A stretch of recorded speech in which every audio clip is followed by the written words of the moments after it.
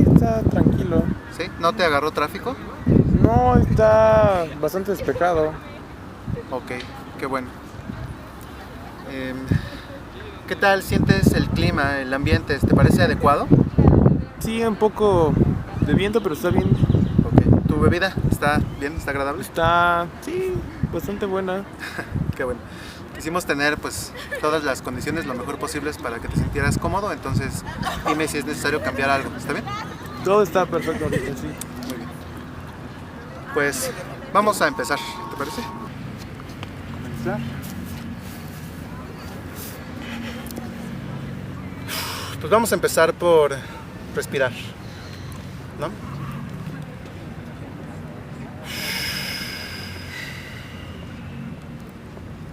Respiramos profundo.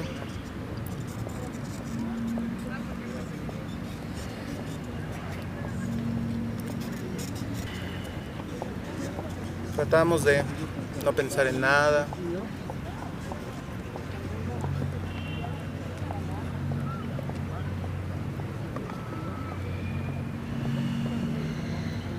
Tratamos de solamente contemplar el ambiente, el clima.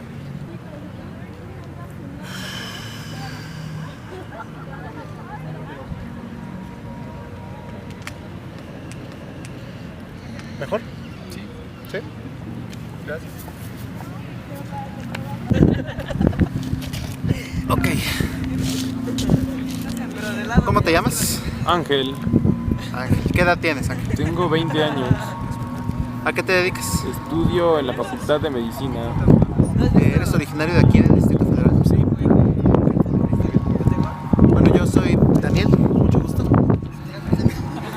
Soy también originario de aquí, del Distrito Federal. Tengo 30 años y yo soy guía de turistas. Antes de continuar necesito corroborar un par de datos más, ¿está bien? Ok. Ángel, ¿en qué fecha estamos? Hoy es 8 de noviembre del 2016. Ok. ¿Tú podrías decirme con más o menos detalle, de una manera más o menos minuciosa, qué es lo que hiciste esta mañana desde que te despertaste hasta el momento en el que llegaste aquí? Vi 2 videos en YouTube, luego desayuné, me metí a bañar, se me hizo un poco tarde, creí que no iba a llegar a tiempo, pero sí, estuvo tranquilo. Ok, muy bien. ¿Tú podrías decirme por qué estás vestido como estás vestido? Creo que fue lo más cómodo que pude encontrar y más acorde a la situación. Claro. Digamos, tú, ¿qué sientes que dice de ti la manera en la que vienes vestido?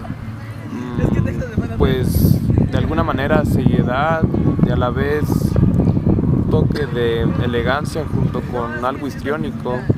Ok, está muy bien, está muy bien. Bueno, pues antes de comenzar nuestro recorrido es necesario que yo te proporcione cierta información que te va a ser de mucha utilidad. A partir del momento en el que abriste los ojos esta mañana, te has convertido en usuario del programa Google Turing Premium para recorridos virtuales. Lo cual significa algo que puede parecerte perturbador, pero no vas a tardar mucho tiempo en asimilar. Todo lo que ves, todo lo que escuchas, todo lo que sientes en este momento, todo lo que piensas, todo lo que deseas y todo lo que temes, a partir de tu despertar esta mañana, es virtual. Es una representación en tercera dimensión con la que puedes interactuar. Tu verdadero yo, tu yo corporal, físico, se encuentra en el año 2066, en estado de reposo, sincronizado con un aparato que está conectado a diferentes partes de tu corteza cerebral y que te está proporcionando pues la asociación somatosensorial de todo esto que ves en este momento. Los recorridos virtuales son de uso común en el año 2066 y Google Touring ha llevado a niveles de perfección insospechados todo tipo de experiencias, principalmente bajo el formato de visita virtual. En este momento llevas aproximadamente 6 o 7 horas sincronizado a un ambiente que es una reproducción de la Ciudad de México en el año 2016. Te repito, tú no vives en el año 2016, tú no vives en la Ciudad de México, tú no te llamas Ángel, no tienes 20 años, no te dedicas a la medicina. Todas estas características son una serie de rasgos identitarios que nosotros tomamos de un personaje seleccionado al azar, dentro de un perfil que escogimos. Este joven, Ángel, efectivamente vivió en la Ciudad de México en el año 2016 y habitó Ciudad Universitaria. Por eso sus características te fueron asignadas, para que tú pudieras desempeñarte bien en este espacio, el cual es radicalmente distinto al cual tú provienes. El objeto de nuestro recorrido es que tú conozcas el campus central de la Ciudad Universitaria de la Universidad Nacional Autónoma de México en el año 2016. Tú nos solicitaste vivir esta experiencia. Yo no tengo los datos precisos de por qué tú escogiste esto. Sin embargo, por un catálogo que llenaste, nos indicaste que tus intereses tienen que ver con el ámbito académico, con el del entretenimiento y también por incrementar tu cultura general. Digamos que tus expectativas inconscientes o los deseos que tú mismo no conoces, pero que te hicieron escoger vivir esta experiencia en lugar de las otras 30 millones de posibilidades que te ofrece el sistema, pues bueno, te concierne solamente a ti. Pero la verdad es que estaría bien que al final del recorrido pudiéramos intercambiar un par de palabras y nos dijeras si pudimos satisfacer pues tus necesidades inconscientes, ¿no? Mi rol es el de guía. Yo voy a guiarte por esta experiencia. Como tú provienes de un espacio que es muy diferente de este, necesitaste de unas cuantas horas de exposición a esta representación de 2016 antes de ser expuesto ante este momento, que es el momento llamado de la revelación. Si tú sientes una extraña necesidad como si tú pertenecieras a otro espacio, a otro tiempo, que este cuerpo no es tu cuerpo, que las cosas que te interesan aquí no son las que más te interesan en el mundo, no te preocupes. Es un fenómeno común en las experiencias virtuales. Es la angustia que sientes por todas las cosas que dejaste pendientes en el año 2066. Te invito a no preocuparte. Tú volverás a ellas esta noche cuando vayas a dormir. Esta experiencia habrá terminado. ¿Cómo te sientes? ¿Cómo asimilas todo esto que te digo? Pues confundido, pero un poco más tranquilo. ¿Sí? ¿Seguro? ¿Estás bien? Sí. ¿No sientes, a lo mejor puedes necesitar un poco de apoyo psicológico, alguien que hable contigo? No, está bien, gracias. Bueno, pues vamos a comenzar, ¿sí?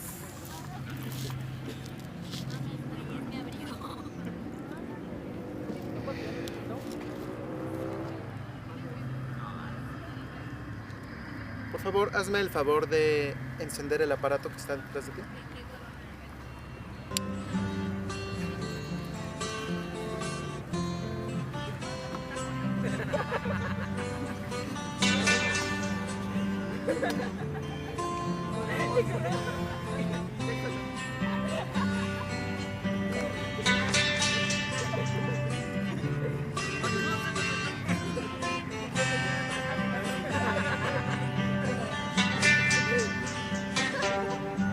Sueño con serpientes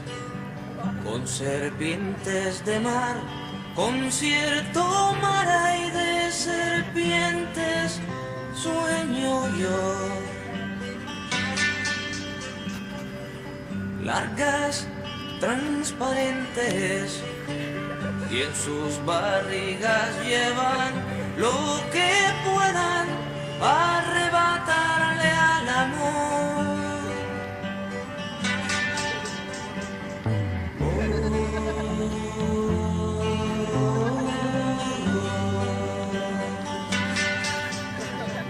La mato ya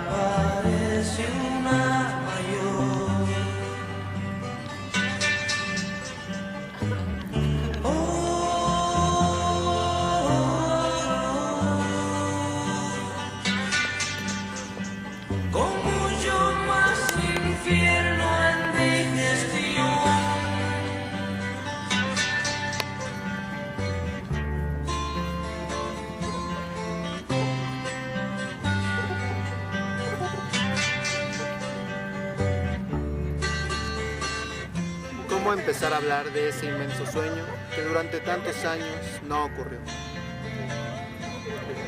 Y la amargura que dejó el proyecto imposible de la universidad pública, con un enemigo evidente: la injusticia y el hambre del hombre. Creamos un espacio que no hizo sino engrandecer a los que de por sí ya eran muy grandes.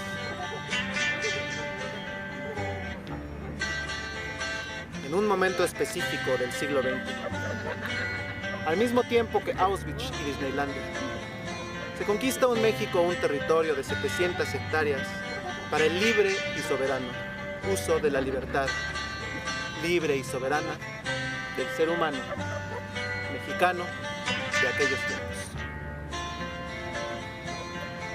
Son tiempos de Mao y de la Revolución Cubana.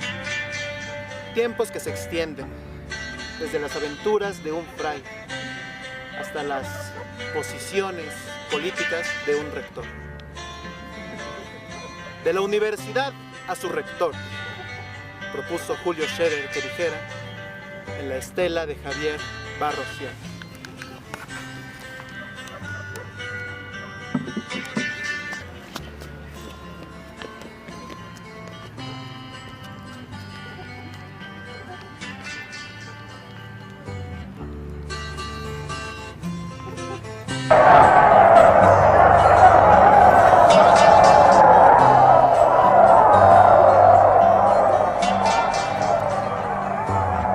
Quiero comenzar con indicar que por petición de numerosos sectores de maestros y estudiantes de la universidad, para demostrar una vez más que vivimos en una comunidad democrática, nuestra manifestación se extenderá hasta la esquina de Insurgentes Félix Cuevas.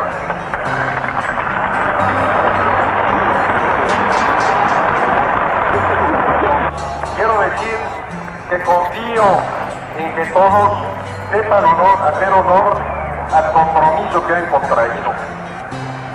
Necesitamos demostrar al pueblo de México que somos una comunidad responsable, que merecemos la autonomía, pero no solo será la defensa de la autonomía la bandera nuestra en esta expresión pública, será también la demanda, la exigencia por la libertad de nuestros compañeros presos.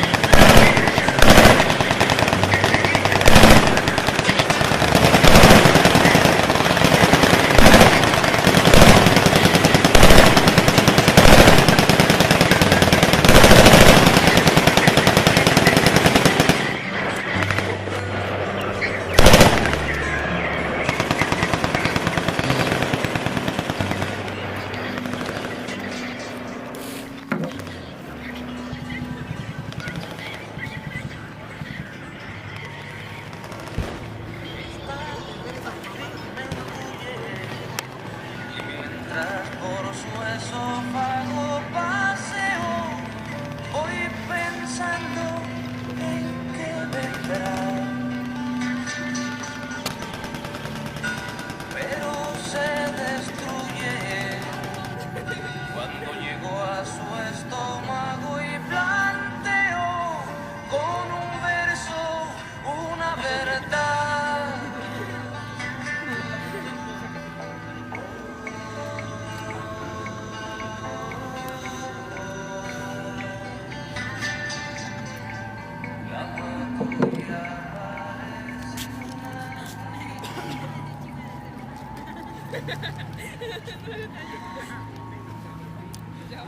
Pues vamos a comenzar.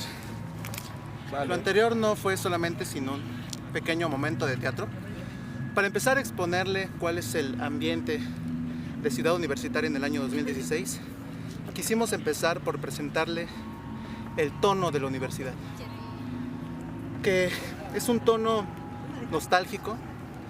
Hay una sensación de derrota en el ambiente, pero al mismo tiempo hay sonrisas, hay optimismo, hay posibilidades. Vamos a orientarnos hacia nuestra primera parada. Como ya aclaramos las características de su personaje y ya comprobamos que puede adaptarse bien a este ambiente, este escenario, pues solamente falta que yo me invista con las características de mi personaje. Ok.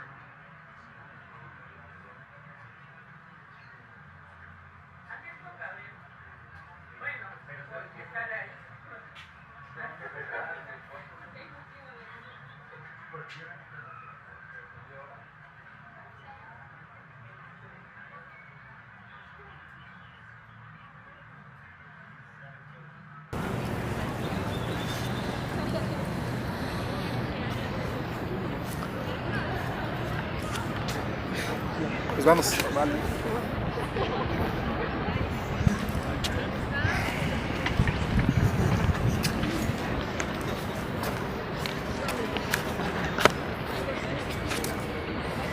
Es donde se leyeron ¿Cómo se siente? Bastante bien, eso. ¿Cómo respira el aire? Todo El ambiente. está muy tranquilo. Muy tranquilo. ¿Sí? Sí. ¿Los pies le funcionan bien? Sí. ¿Sí? Sí. Es una sensación extraña, pero funciona. Seguramente hacemos más hincapié de lo necesario en toda esta cuestión de su adaptación a la realidad virtual, ¿verdad? No se preocupen. Es decir, usted está programado para sentirse normal, para sentirse como se sentiría cualquier persona en el año 2016, pero nosotros quizá tenemos pues como que asegurarnos, ¿no? Que usted no sienta como un colapso de sus células, de sus neuronas. Cualquier cosa que sienta extraño, por favor, dígamelo y veremos qué podemos hacer. Gracias.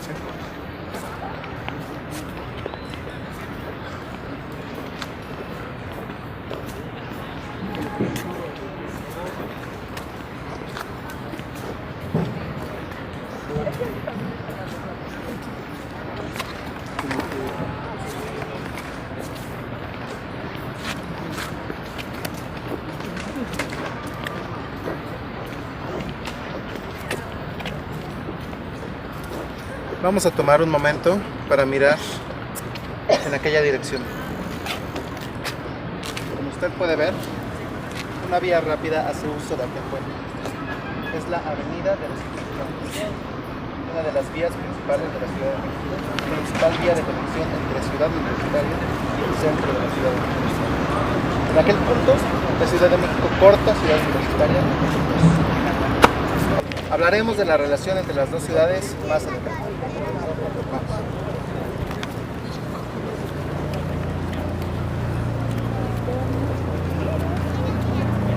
Vamos.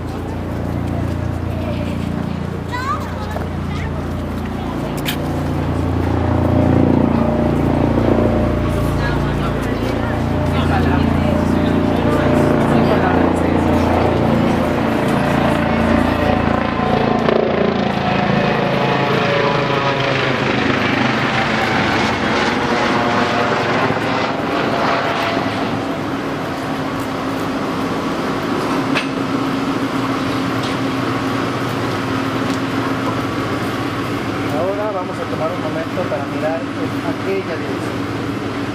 La limpieza con la que fue diseñada esta ciudad. ¿A usted le gusta la arquitectura? Sí, ¿Qué le gusta? me gusta ver edificios que cuenten una historia entre ellos y que compongan algo bonito con el paisaje. Claro. Tengo programados una serie de datos que pueden serle de relevancia.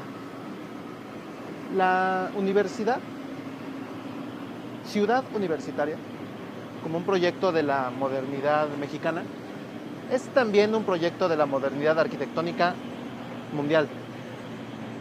Usted verá, durante siglos la arquitectura fue el lenguaje del poder. Bueno, más bien de la acumulación de poder. Era un medio para demostrar tu poder. Para eso servían los edificios. Hasta que llegó Walter Gropius, un alemán, que le dijo a todos, no. Los edificios deben de ser funcionales, ahorrar recursos y presentar posibilidades habitacionales dignas para el pueblo. Así decían ellos, ¿no? El pueblo. Volks, me parece que es la palabra alemana para designar al pueblo. Bueno, pues la gente le hizo caso. Y a partir de ese mismo instante, los edificios dejaron de ser catedralicios y empezaron a ser, pues, todas estas figuras de hormigón, acero, cristal, puros materiales baratos, ¿no? Y el diseño industrial se elevó a la categoría de arte. Ductos, cañerías, estructuras, instalaciones, todo se expuso a la vista, como un elogio al sentido racional de la ingeniería. El nivel artístico de la arquitectura a partir de ese momento es inseparable de su habilidad para ahorrar recursos y para ocupar el espacio de maneras óptimas. La Bauhaus, así le llamaron en Alemania. En México se conoce simplemente como funcionalismo. Toda arquitectura que se preciara de ser moderna en la primera mitad del siglo XX tenía que ser funcionalista. La Ciudad Universitaria, como la catedral máxima de la modernidad del México postrevolucionario, definitivamente tuvo que ser así. Hacerse que desde este lado, por favor. Tenemos preparado un audio con una retrospectiva de la creación de Ciudad Universitaria. Esperamos que la disfruten. En 1946 se lanzó a concurso el diseño de la nueva Ciudad Universitaria, que habría de alojar todas las facultades y escuelas que durante siglos estuvieron regadas en el centro histórico. Un grupo de jóvenes arquitectos, encabezados por el que sería, a la postre, el arquitecto más importante de México, Teodoro González de León, ganaron el concurso con un proyecto de ciudad jardín, una visión alternativa de ciudad que repudiaba la retícula octagonal, versión clásica de la ciudad latinoamericana, y que privilegiaba las áreas verdes, los caminos laberínticos y asimétricos y la utilización óptima de los recursos. La ciudad universitaria se proyectó como una ciudad que se cierra sobre sí misma en un territorio de 7 millones de metros cuadrados del Pedregal de San Ángel, territorio inhóspito arrasado por la erupción del volcán Xitle hace 1600 años. El proyecto de la Escuela Nacional de Arquitectura ganó por 3 razones principales: por su incuestionable belleza, por su aprovechamiento del sinuoso pedregal y por su eficaz entrecruce entre la modernidad funcionalista de los edificios y la evocación a la majestad espiritual del México precolombino en la distribución de las plazas públicas y los volúmenes. Destacan entre los numerosos hallazgos el Estadio Olímpico Universitario, insertado como caverna en las zonas altas de la zona poniente del Pedregal, las enormes explanadas de ciencias y de humanidades, así como el imponente y ceremonial espacio designado a las actividades deportivas. El Tren de Humanidades, el edificio más largo de Latinoamérica, la torre de la Facultad de Ciencias, el edificio más alto de todo el campus, el laberíntico sistema de talleres de la Facultad de Arquitectura, la imponente masa plástica de la Biblioteca Central, jardines, plazas públicas, murales de cientos de metros cuadrados, interminables espejos de agua, juegos de luz, transparencias, contrastes, equilibrio. En definitiva, una obsesión por el detalle y la perfección. ¿Cuál era el origen de esta obsesiva necesidad de orden y belleza? La Ciudad de México, en 1948, ya era un infierno postindustrial que no paraba de depredar espacios y formas de vida. Era el monumento más grande al fracaso del proyecto de país mexicano, repleto de vecindades hacinadas que no resistían el cada vez más grave éxodo del campo a la ciudad. Todos sus sistemas, desde el de aguas hasta el de recolección de basura, habían colapsado y se vivía en un delicado equilibrio entre sus condiciones de vida, que podían llamarse malas, y otras que podrían llamarse pésimas, inhumanas, apocalípticas. Vivían peor que los perros. Esa situación tenía que cambiar. Por eso nació la UNAM, para impulsar la clase media e imaginar, filosofar, ingeniar, asegurar la salud y el Estado de Derecho de una clase media mexicana. Entre el indio y el cacique, entre el peón y el emperador, un nuevo ser.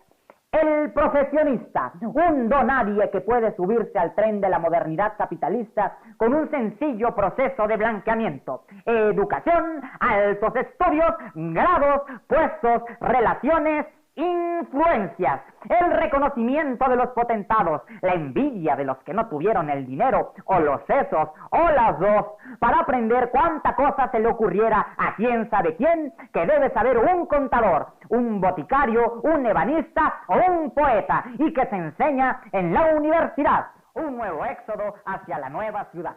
La más limpia, la que luce bien, la que sí tiene jardines y en la que sí funcionan las cosas. Una nueva oportunidad para el urbanismo mexicano, la ciudad universitaria.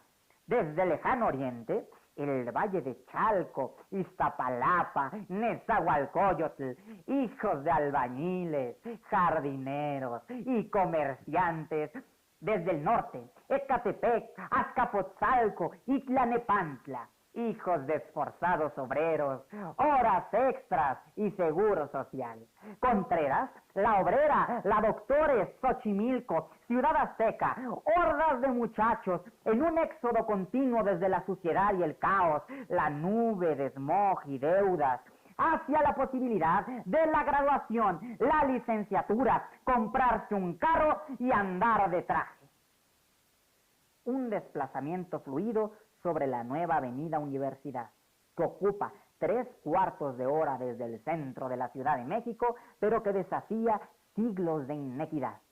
Y eso sin incluir a los cuates de provincia, noches de hambre en las guardillas de la gran ciudad, para ser doctor, abogado, contador, cielo sin estrellas. estrellas para ser ingeniero, dentista o físico, extravío y desesperanza, relajo y despertar sexual para volverse filósofo, politólogo o trabajador social.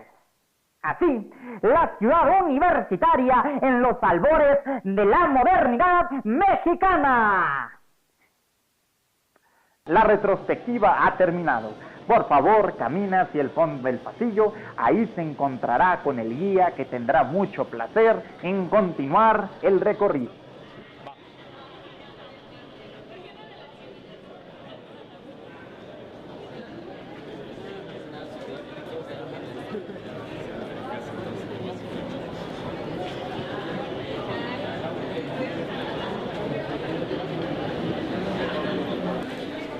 Mire, tenemos la fortuna de que los programadores de este encuentro nos han proporcionado un día agradable, soleado, ¿no le parece? Definitivamente. ¿Cómo se siente? ¿Se siente cansado? ¿Tiene hambre? Pues podría comer algo más tarde. No se preocupe. Le tenemos preparadas una serie de cortesías de las que podrá disfrutar más adelante. Muchas gracias. Mientras tanto, vamos a caminar por este lado y aprovechemos para que me diga, ¿qué le pareció la retrospectiva?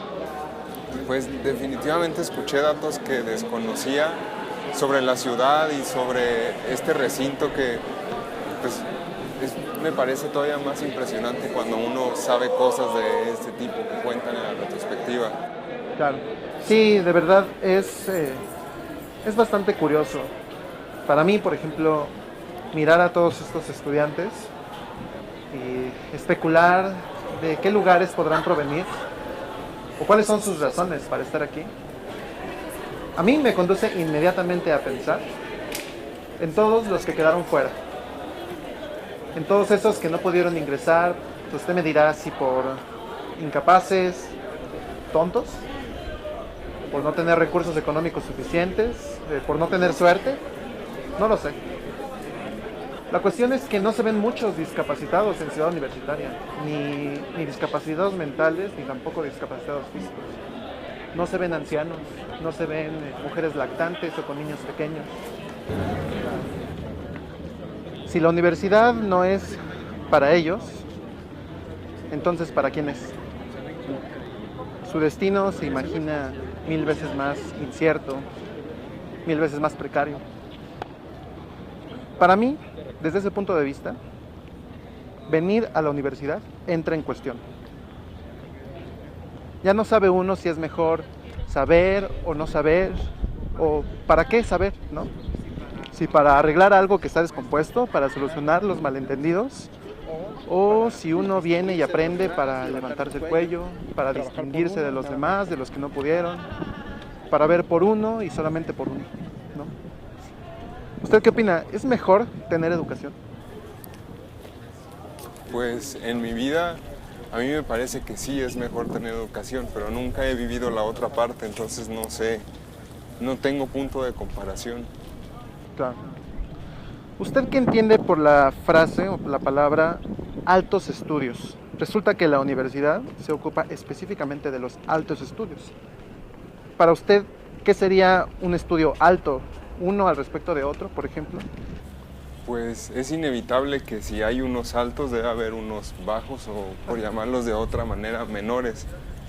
Pienso que esos menores podrían ser oficios que pues el pueblo no considera como especializados tal vez. Y la universidad se trata, si no de hacer que se especialice a alguien, por lo menos de otorgar un grado de distinción para que frente al mercado pueda venderse de otra manera distinta. Claro. Pues mire, la Biblioteca Central ocupa un lugar de privilegio dentro de Ciudad Universitaria. Para los arquitectos que la proyectaron, fue la joya de la corona de todo el campus. Se convirtió en el emblema visual de la modernidad de México y de Ciudad Universitaria. Y fue el edificio más fotografiado de México durante muchísimos años, hasta que esa categoría la ganó otro edificio llamado la Gran Aguja Millennial, que en el año 2032 fue construido en el terreno que durante mucho tiempo ocupó el Monumento a la Revolución. Sí, es un edificio de 300 metros que sirve de centro de diversiones y pues un centro comercial, ¿no?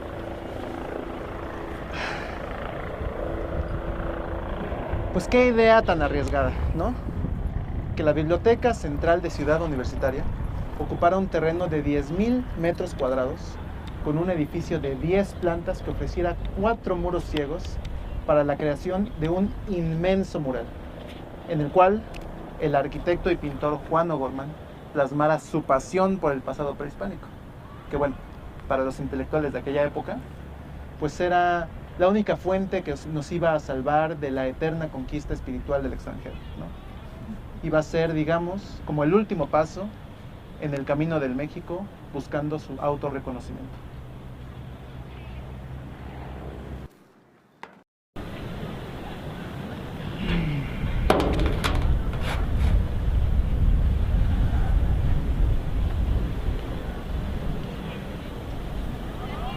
Tlalocs, monjes, fuego y ríos de colores. Todo el mural está planteado como un códice.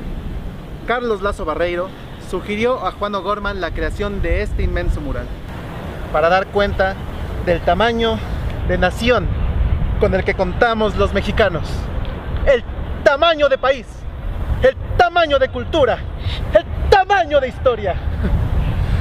Juan O'Gorman nombró a este inmenso objeto artístico, que por cierto fue uno de los objetos artísticos más grandes que llegaron a existir en la época en la que el arte se trataba de construir objetos, representación histórica de la cultura. Un nombre modesto si tomamos en cuenta las ambiciones de nuestro creador: dejar a México representado en las 6 caras de un cubo. Representar al México todo en 6 caras, con el consiguiente problema arquitectónico de no poder pintar la cara de abajo, ¿cierto?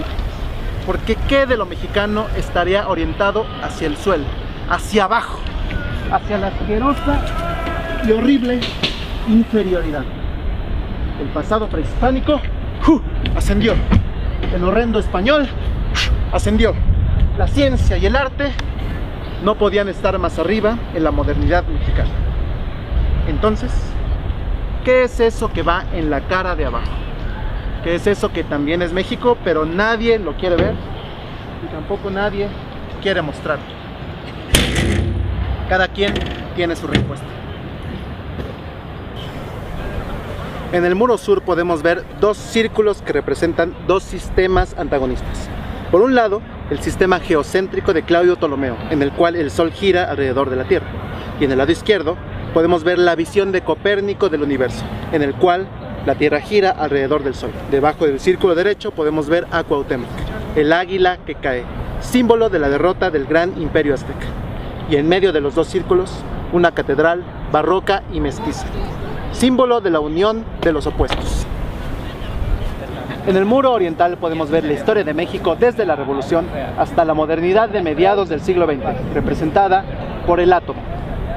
Y ahí comienza la apoteosis del mexicano, con el fuego como energía primordial, la fuerza del trabajo, la energía del conocimiento y finalmente el águila que renace y emprende el vuelo hacia un futuro con un porvenir luminoso y lleno de esperanza. Yendo en el sentido de que todos estamos madre, oye, eres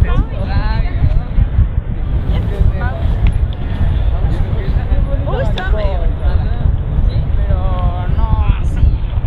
Y Alonso también, o sea, todos, es que mira, todos estamos capitalistas, o sea, no pasa de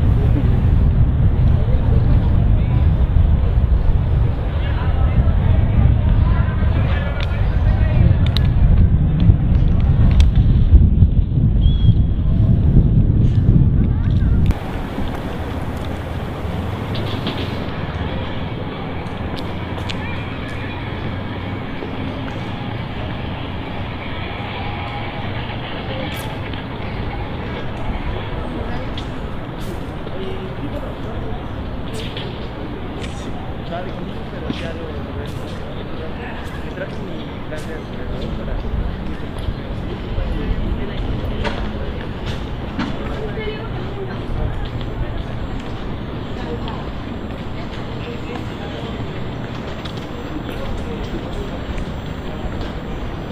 Muchas gracias. Pues bienvenido al vestíbulo. Por aquí la gente entra. Ahora se preguntará usted, ¿a qué entra? ¿No? Bueno, pues usted ya sabe que en el año 2016 una biblioteca sirve para resguardar libros. Cierto. Y asimismo, estoy seguro de que usted ya sabe que un libro es un atado de hojas que sirve para transmitir información. Sí. De hecho, es probable incluso que usted, y en este momento me refiero al usted personajístico, es decir, Eric, 28 años, actor, originario de Ciudad Lerdo, afirme alguna vez haber leído un libro, ¿cierto? Sí. ¿Cuál es el libro preferido de Eric, 28 años, actor, originario de Ciudad Lerdo? El animalario del Dr. Revillot. Pues sí, está muy bien. Hay libros de todos los tipos. Hay libros sobre mecánica, sobre ingeniería, sobre matemáticas. Incluso hay libros sobre cosas ininteligibles, cosas misteriosas, cosas escritas en clave. Más allá de eso, el libro tuvo un papel fundamental en la historia del mundo moderno. Este papel, por supuesto, fue sustituido por otro tipo de dispositivos que cumplían con su misma función, pero digamos, con métodos un poco más prácticos. La historia a continuación.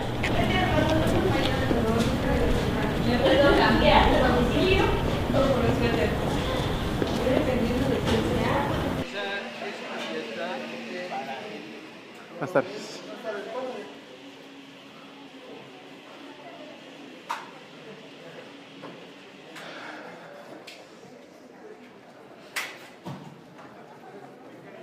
Aquí está. En el año 2016,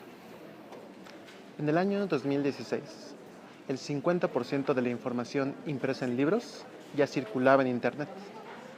Para el año 2026, el 100% de la información alguna vez impresa había sido capturada en Internet y los libros se volvieron obsoletos.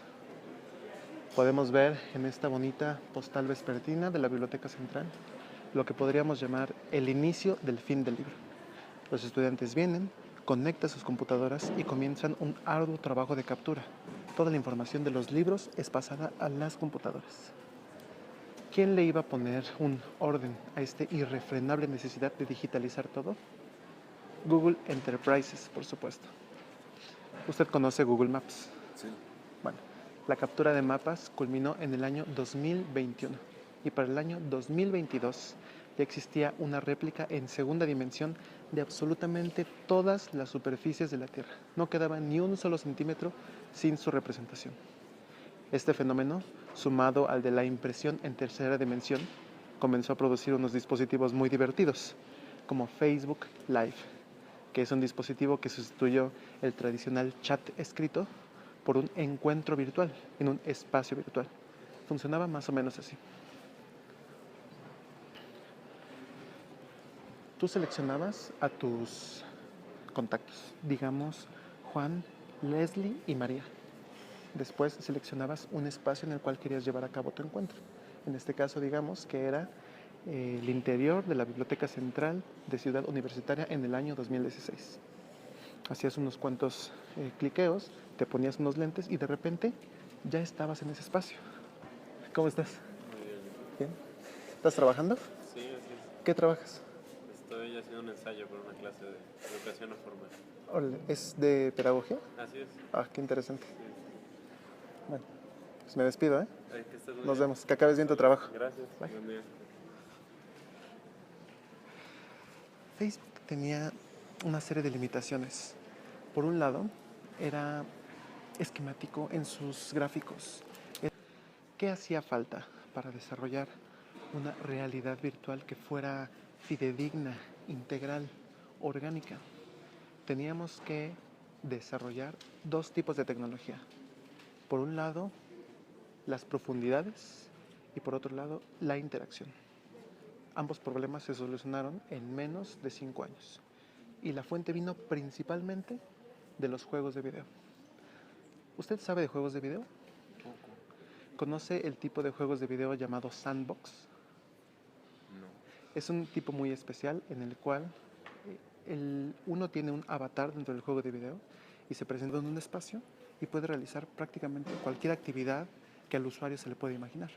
Para eso, uno tiene que encontrar todas las superficies llenas para poder interactuar con ellas. Por ejemplo, en este caso. Mire este libro. Ábralo, ojéelo. Si usted gusta, puede leer una o dos frases. Alguien me ha dicho que traigo el diablo adentro. Desde hace días, las cosas no son nuestras. Somos objetos de señales y signos de peligro. Escoja otra página al azar, la que usted quiera. Un solo pedazo de incoherencia eran los hombres, feroces diosesillos, tumulto de dibujos animados. Para que las experiencias virtuales no sean un chiste, es necesario no solamente imprimir la superficie del libro, ¿no? En esta realidad virtual es necesario dibujar cada una de las páginas del libro Destiempo, Antología Personal de José Ángel Leiva, de la manera idéntica en la cual se presentaba esta en el año 2016. Es una cosa esplendorosa, ¿no? Sí. Usted puede ver, realmente hay que repetir el libro, hay que volverlo a hacer para que la experiencia sea fidedigna. Lo mismo con su identidad, con sus pensamientos, con sus emociones. Las experiencias del cuerpo y las experiencias físicas se desarrollaron mucho, principalmente con la invención de un aparato llamado el interruptor, desarrollado principalmente por la industria pornográfica. Resulta que conforme fue avanzando la tecnología, cada vez más personas necesitaron hacer sus experiencias sexuales con la pornografía más vívidas, ¿no? Ya estorbaban los guantes, los lentes, dispositivos de satisfacción del cuerpo. Entonces, lo que tuvo que inventarse es un dispositivo que estuviera conectado a diferentes partes del cerebro y que proporcionara la experiencia virtual de estar viviendo la experiencia sexual integral, sin necesidad de objetos. En el año 2066, usted puede solicitar una experiencia sexual de cualquier duración con la persona absolutamente que usted quiera. Como un comentario al margen, puedo decir que el top de búsquedas para mujeres son Marco Antonio, Elvis Presley y James Dean. Y para hombres el top de búsquedas es Cleopatra, la Virgen María y la mismísima Anastasia Romanoff. Interacción, profundidad en las superficies, y entonces tenemos realidades virtuales integrales, complejas, que asimilan a la realidad en un 100%. Hoy en día, en el año 2066, nosotros, Google Enterprises, podemos ofrecerle una experiencia virtual de cualquier duración, en cualquier espacio, y usted puede realizar en ese espacio absolutamente lo que usted quiera. Lo invito a probarlo.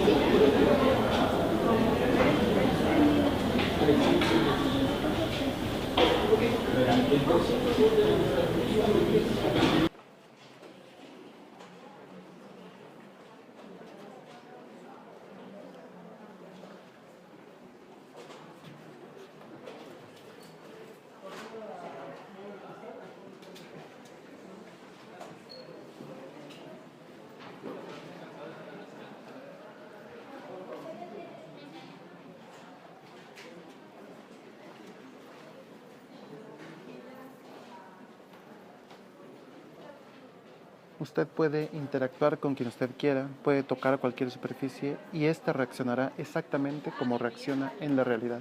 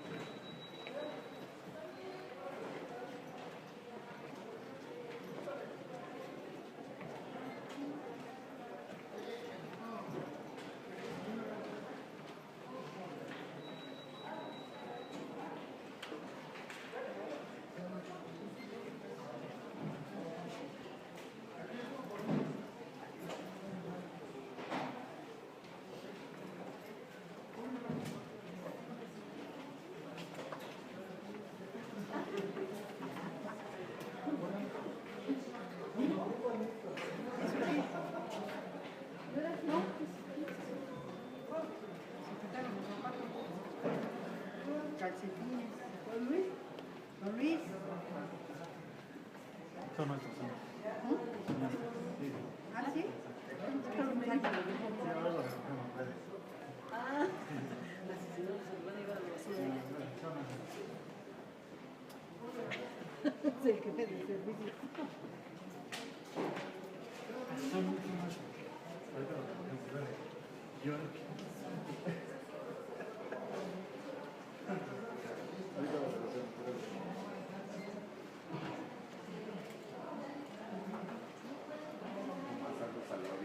Sí, claro.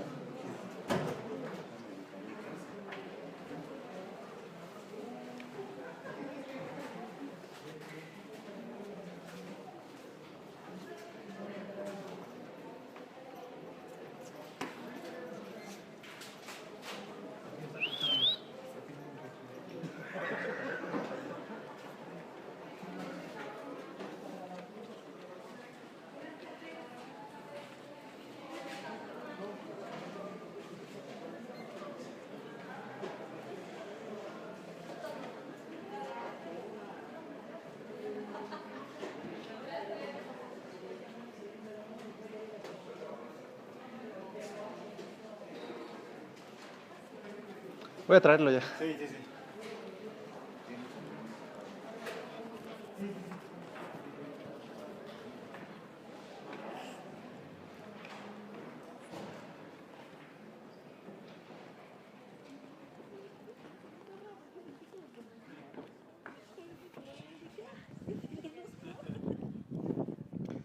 Como usted puede ver, el sistema es perfecto.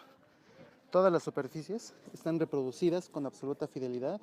Cada una de las texturas de los elementos, usted puede sentir exactamente lo que se siente tocar una hoja como si lo hiciera en la realidad. Cuando usted hable con cada una de estas personas, lo que usted tendrá es una experiencia subjetiva absolutamente compleja. Cada una de las identidades es específica, ninguna está repetida para simular una comunidad, sino en realidad están puestos cada uno como sujetos con una identidad específica. Como verá, esto es extraordinario, ¿no? Una experiencia virtual de este nivel de complejidad, con este nivel de compromiso de parte de una empresa a la cual yo represento, pues no tengo más que estar orgulloso de ella. Venga, vamos a continuar.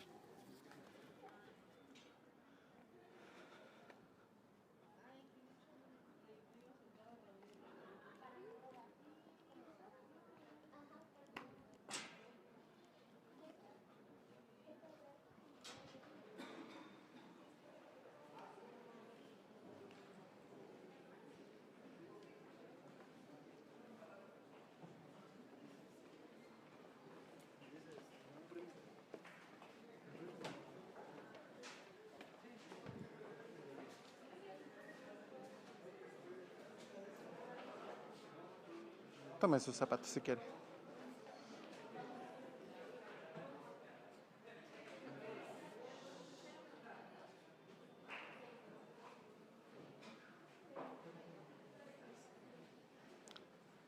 Puede ponérselos.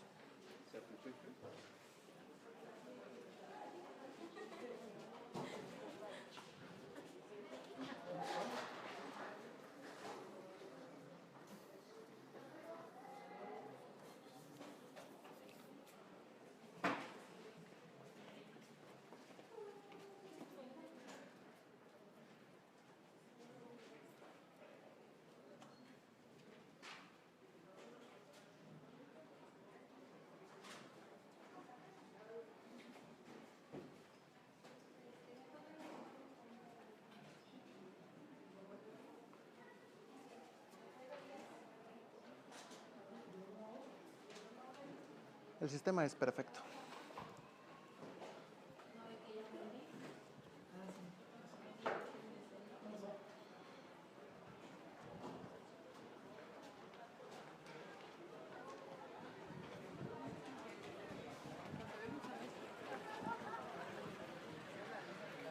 Vamos a colocarnos aquí. Respiremos. Inhalemos. Contengamos. Exhalemos.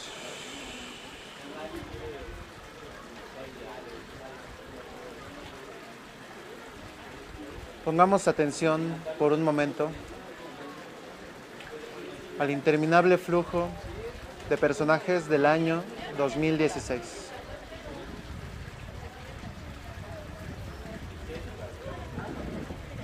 Sus caras, sus gestos, sus estados de ánimo.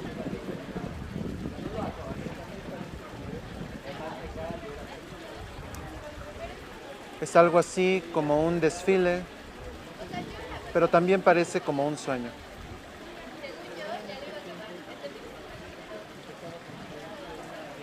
No sé si usted lo nota, pero ya en estos tiempos empezaba a construirse una lejana distancia entre las personas. Un poco el origen de toda indiferencia es la distancia, ¿no cree usted?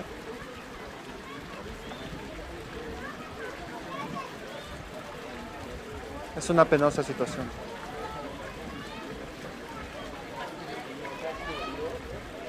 Continuemos.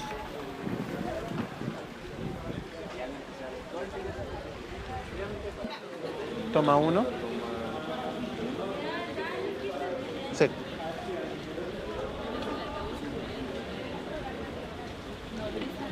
De verdad, qué gusto que nos hayamos podido encontrar en estas condiciones tan favorables. En serio, de verdad se lo digo. No le digo esto a todos los usuarios, ¿eh? Y eso que tengo contabilizadas más de 3 millones de visitas guiadas. Usted me parece un personaje carismático, agradable y seguro de sí mismo.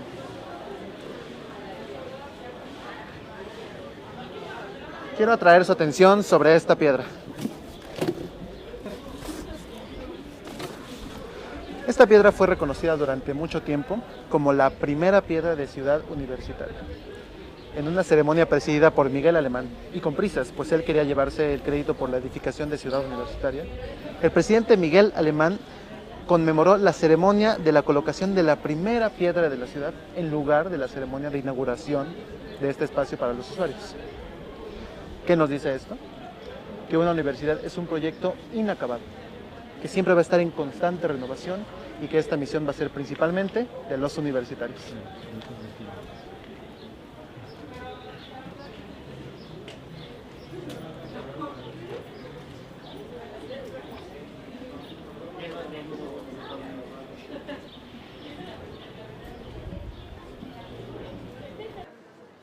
Por aquí podemos encontrarnos más restos arqueológicos de la edificación de Ciudad Universitaria.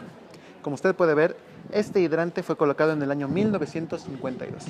En el año 2016 tiene 64 años de haber sido instalado. Y en el año 2066, en el cual usted en este momento descansa plácidamente, tiene instalado 114 años. Es impresionante, ¿no? Usted podrá preguntarse, ¿todo esto está en pie en el año 2066? La respuesta es sí. Que casi nadie lo sabe y casi nadie ha asistido a este lugar para comprobarlo, también es verdad. Por eso este recorrido es especial. Vamos.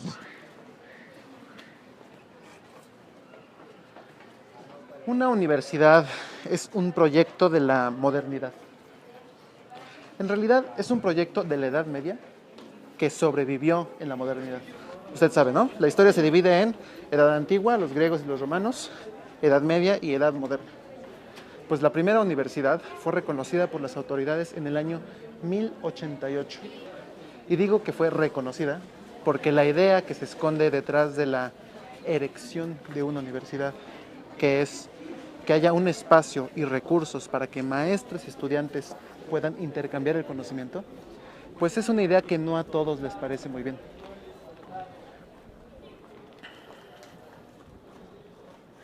Ellos se preguntaban, ¿a qué tipo de conocimiento nos estamos refiriendo? ¿Nos referimos al conocimiento consensuado? ¿O estamos hablando de producir nuevos conocimientos, de cambiar paradigmas? Era algo muy delicado, ¿cierto? Pues en la Edad Media, la universidad era un asunto principalmente de la iglesia. Y la iglesia funcionaba con base en procedimientos que a nosotros podrían parecernos muy extraños. nos referimos a misterios, milagros, revelaciones, dádivas de Dios. ¿Se imagina usted un mundo así? El asunto es que algunas instituciones lo consiguieron y lograron que se les concediera su autonomía. ¿A qué me refiero con autonomía? Libertad de cátedra. En la Edad Media, la universidad era un asunto principalmente de la Iglesia. La Iglesia funcionaba con base en procedimientos que podrían parecernos extraños. Misterios, milagros, dádivas de Dios. ¿Se imagina vivir en un mundo así? Pues bueno, algunas instituciones lucharon y lograron que se les reconociera su autonomía. Su autonomía, ¿a qué me refiero con esto? Principalmente libertad de cátedra. Libertad de cátedra, en serio, enseñar lo que sea, aun con el riesgo de que sea subversivo, que cambie los paradigmas, que rompa los malentendidos. ¿A quién se le podía haber ocurrido una idea de ese tipo? Bueno, pues algunas instituciones lo lograron. Y para lograr su autonomía, tuvieron que aliarse con los príncipes. Esta unión entre las universidades y los príncipes resultó fundamental para la propagación del humanismo, con esto la introducción al Renacimiento y finalmente lo que se convertiría como el desarrollo o el paso de la humanidad desde la Edad Media hacia la Edad Moderna. Un sentido racional que puso al hombre al mismo nivel de Dios. Gracias a eso, hoy en día, en las universidades, por ejemplo, pues la verdad es que ya casi nadie cree en Dios.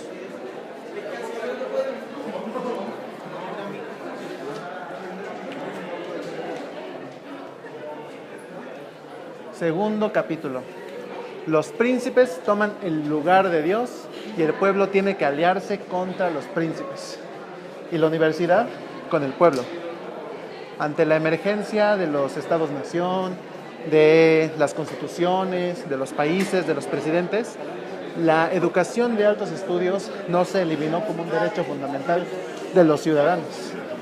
Se ratificó como un derecho fundamental de los ciudadanos. Pero usted podrá preguntarse, ¿qué tipo de educación? ¿Artes de la caballería? ¿Derecho canónico? No. Ciencias, artes y humanidades. Eso es lo que se enseña en una universidad pública en los albores del siglo XX. Las cosas en el siglo XX se pusieron muy mal. En realidad, nunca estuvieron muy bien. Y en algún momento, al mismo tiempo que Auschwitz y Disneylandia, se conquistó en México un territorio para el libre y soberano derecho a estudiar, graduarse, obtener una profesión y tener un ingreso fijo. En este momento nos encontramos en un típico pasillo de una universidad latinoamericana de principios del siglo XXI y estos son algunos especímenes típicos también. Vamos a conocerlos. ¿Qué tal? Buenas tardes. Estoy dándole un tour por aquí por la universidad. ¿Está bien si les hacemos unas preguntas?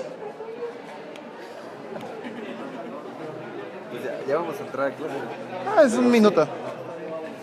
Ya 2 minutos. Son estudiantes de aquí de la facultad. ¿Qué estudian? Letras clásicas. Oh, ¿y cómo ha sido su experiencia en la universidad? ¿Les ha gustado? Pues a mí sí.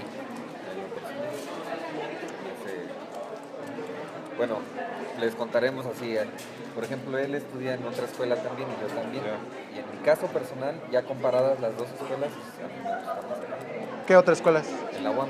Ah, ok. Es Universidad Autónoma Metropolitana, Sí, ¿cierto? ¿En qué semestre van? Aquí ya vamos empezando. Ah, perfecto. Bueno, pues muchas gracias. Sí, Suerte, sí, por acá nos vemos. Sé de muy buena fuente que a ellos no les fue tan bien en el futuro, pero bueno, pues la suerte no es para todos, ¿verdad?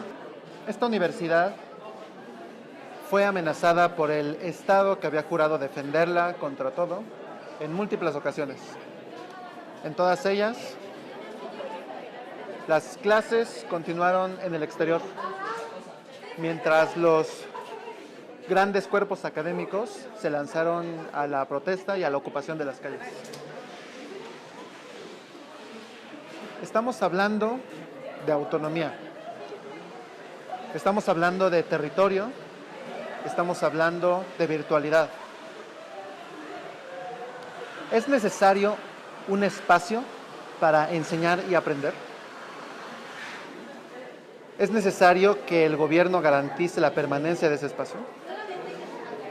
Estas eran preguntas muy complicadas en el año 2016. Venga.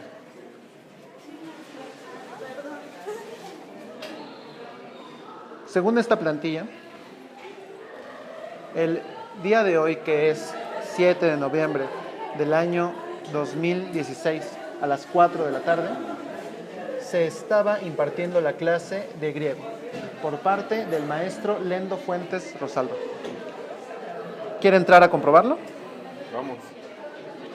Lo único que va a suceder es que usted va a comprobar cómo reaccionaba una clase si usted la interrumpía intempestivamente, ¿ok? Entonces, todo va a estar normal, ¿sí?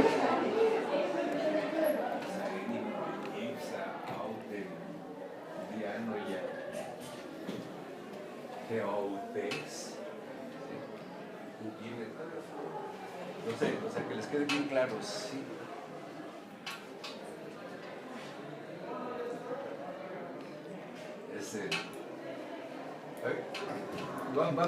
Le pone atención al maestro. El maestro tiene toda la atención de los alumnos.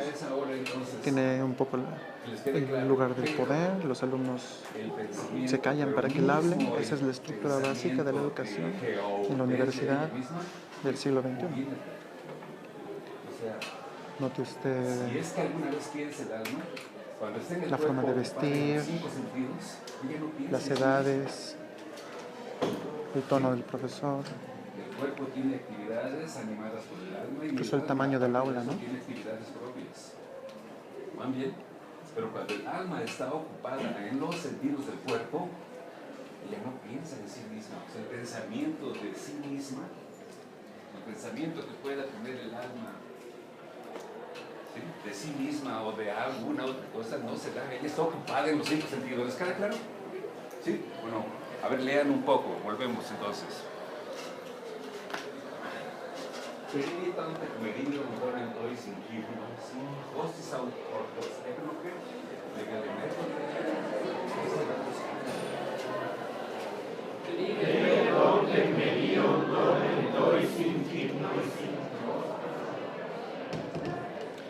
No es en realidad nada del otro mundo, ¿cierto?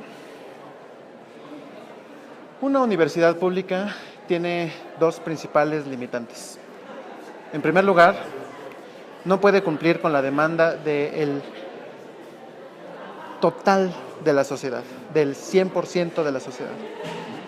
Esto produce la irremediable y penosa situación de que una universidad pública siempre tiene que ser excluyente, siempre tiene que dejar a alguien afuera, ya sea porque tiene exámenes de admisión, ya sea porque cierra sus fronteras.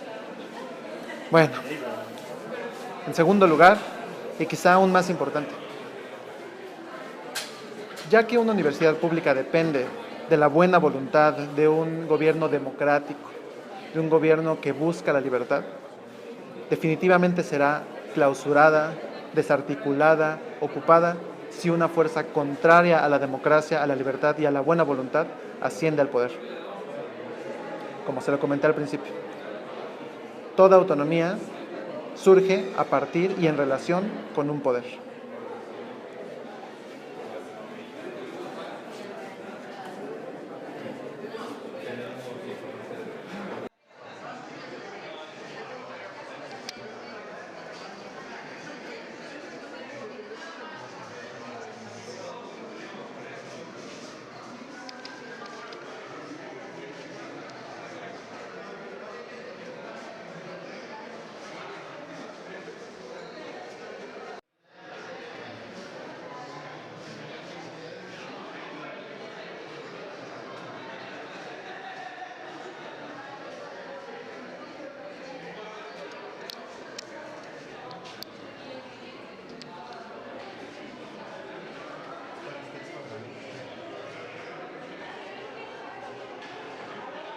Demasiado para mí.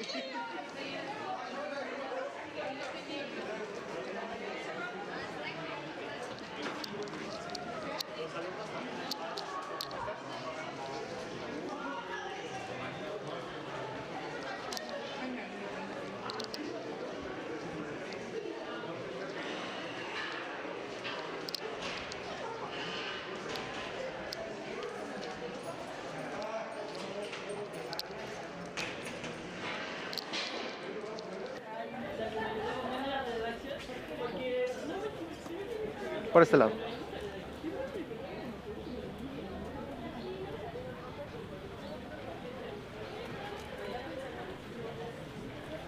Me preocupa que hayamos ido demasiado rápido en esta parte de la explicación. Si usted gusta, podemos resetear toda esta parte del recorrido. Comenzamos de nuevo en la primera piedra y le vuelvo a dar esta información. O podemos enfocarla desde un punto de vista diferente. Desde un punto de vista diferente. ¿Sí? Sí. Muy bien. Bueno. Pues Justo Sierra. Abogado, campechano de nacimiento. Vio a su hermano morir en duelo. Y muchos años después, ya como ministro de Instrucción Pública, logró impulsar una serie de medidas en el Congreso que produjeron pues muchos beneficios para la educación. Por ejemplo, el lograr que la educación básica fuera obligatoria.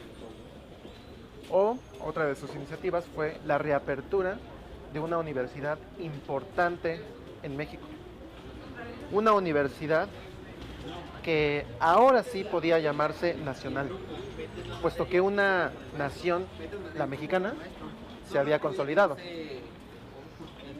Piénselo así, don Porfirio, decía don Justo Sierra en innumerables comidas, salidas de cacería, inauguraciones de edificios. Piénselo así, mi general. Una universidad que ensalce al máximo la ideología de la dictadura científica, a la vanguardia en Latinoamérica. O si usted lo prefiere, según el modelo de las universidades francesas.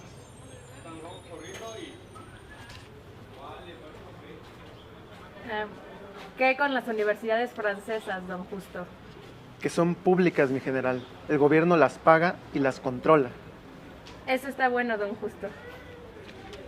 30 años se pasó don Justo Sierra en innumerables banquetes, cenas, en la inauguración del manicomio de la Castañeda.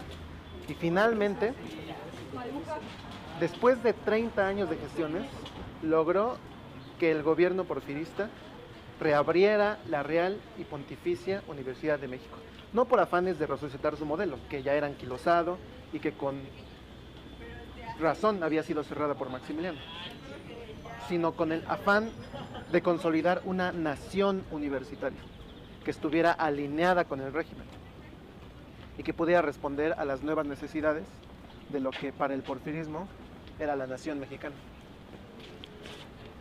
30 años. 30 años se tardó. Y 6 semanas después de su reapertura, fue cerrada por la revolución que tiró a Porfirio Díaz del poder.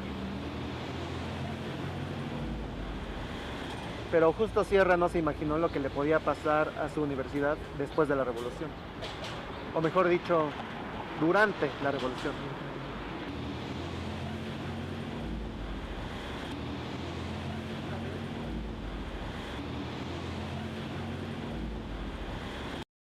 Y aquí es donde entra otro noble personaje, esta vez un oaxaqueño, José Vasconcelos.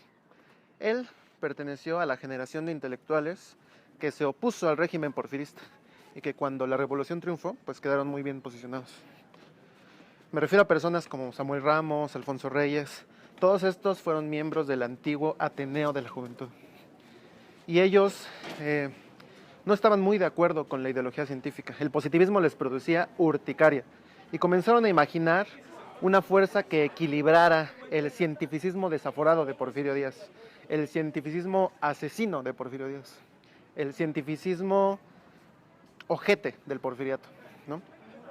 Como verá usted, querido usuario, estamos hablando del nacimiento de unas nuevas humanidades.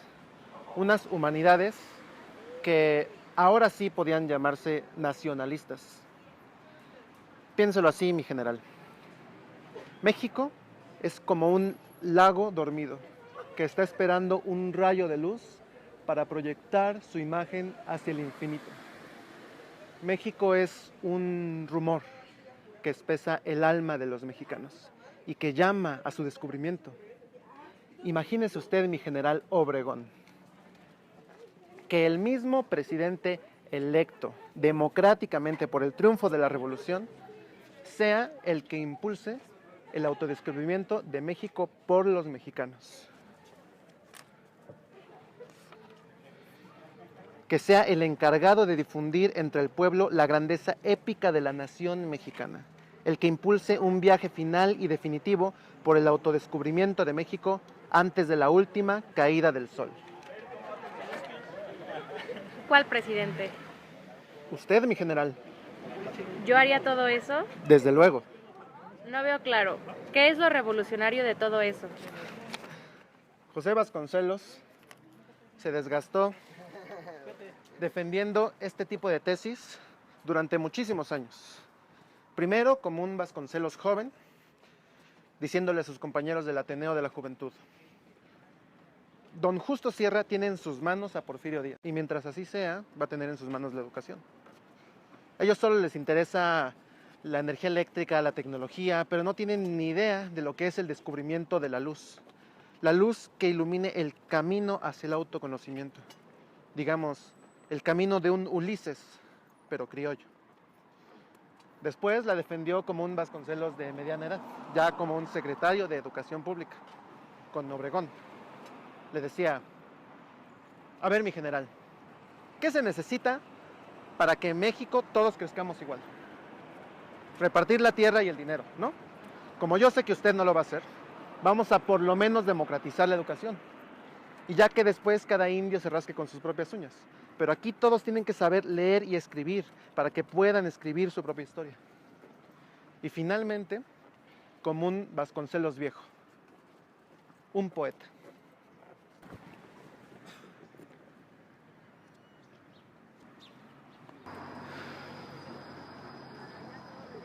Me quedé a tan solo 5 pasos de la gran silla de fuego, la presidencia.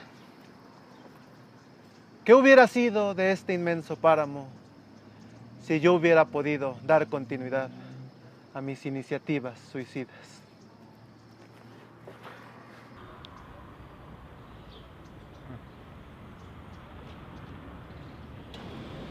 Vasconcelos inventó a un personaje, el intelectual mexicano, y lo que éste podía vislumbrar: una nación multicolor, folclórica, llena de contrastes, bastante idealizada, digamos, incluso un poco llena de picaresca, ¿no? Pero hay una cuestión que siempre le ha parecido a los intelectuales muy importante. Se le ha atribuido a Vasconcelos el impulso del movimiento por la autonomía. Bueno, esto es un malentendido que necesitamos aclarar, y es para eso que estamos en este espacio. Vasconcelos no fue el artífice de la autonomía, claro que no.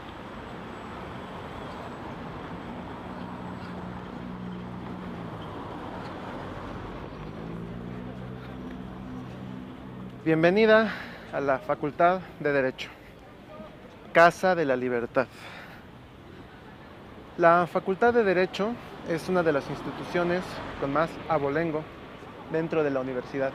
Tiene una tradición impecable, la cual resguardan con una serie de placas que conmemora cada una de sus generaciones, padrinos, etc. Es la única facultad que tiene un jardín de los eméritos. Y les importa mucho celebrar el hecho de que por lo menos 6 presidentes se han formado aquí. Venga por este lado.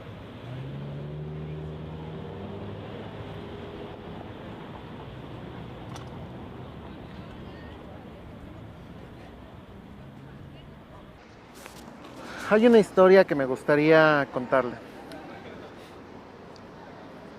Resulta que a principios del siglo XX empezó a generarse una identificación de los estudiantes con otro tipo de movimientos sociales. Durante todo el siglo XIX, el movimiento obrero había movilizado las naciones y los países y los poderes muchísimo, ¿no? Sin embargo, los cuerpos académicos no habían experimentado tantas transformaciones como los espacios laborales, hasta que a principios del siglo XX, principalmente en Latinoamérica, grupos de estudiantes y también grupos de maestros comenzaron a sentir una necesidad de sentirse más reconocidos en los espacios de poder de las universidades. Durante mucho tiempo, el poder en las universidades se mantuvo de una manera tradicional, ¿no? Es decir, el presidente estaba directamente ligado con figuras como el rector, incluso en muchas ocasiones era el principal representante del consejo universitario. Entonces, en Latinoamérica esto empezó a verse como una falla del sistema democrático, en el cual se suponía que la universidad pública había crecido. Así que en toda Latinoamérica comenzaron a movilizarse los cuerpos estudiantiles, haciendo alusión a cómo se habían movido los cuerpos obreros en el siglo XIX, inventando, por ejemplo, el concepto huelga estudiantil, en el cual separaban las clases para exigir sus demandas. ¿Cuáles eran las principales demandas? Principalmente pertenecer al consejo universitario o formar parte de los grupos que decidían el futuro de la universidad y la manera de impartirse las clases, o la libre cátedra era otra cuestión que estaba de nuevo en cuestión.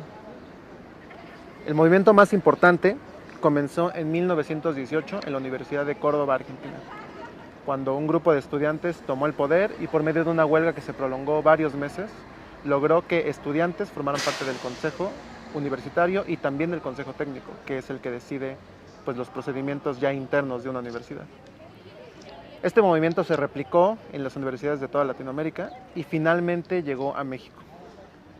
Ahora, ¿qué estaba pasando en México en los primeros años de la década de 1920? Pues estaba todavía muy en auge el movimiento revolucionario. La universidad, que había sido desarticulada con el inicio de la revolución, permaneció como una especie de coordinación de escuelas de altos estudios, pero no estaba compacta como una sola institución.